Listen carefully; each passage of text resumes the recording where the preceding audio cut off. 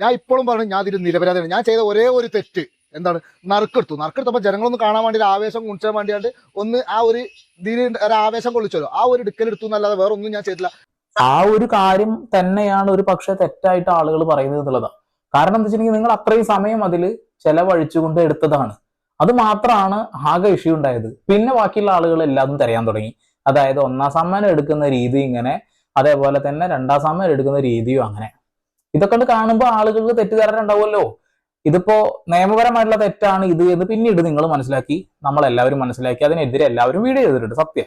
പക്ഷെ നിങ്ങൾ ഓടി നടന്നിട്ട് ഇവരെവിടെ നിന്നാണ് ടിക്കറ്റ് എടുത്തത്, ഇവരെങ്ങനെയാണ് ടിക്കറ്റ് എടുത്തത് എന്നാണ് നിങ്ങൾ തിരയുന്നത്.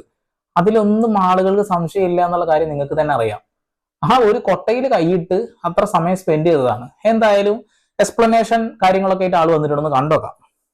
സാഫിയെ, ഇത് ആ വീട് തിരിച്ചു കൊടുക്കുകയാണെന്ന് പറഞ്ഞിട്ടുണ്ടെന്നാണ് പറയുന്നത് ജനങ്ങള്.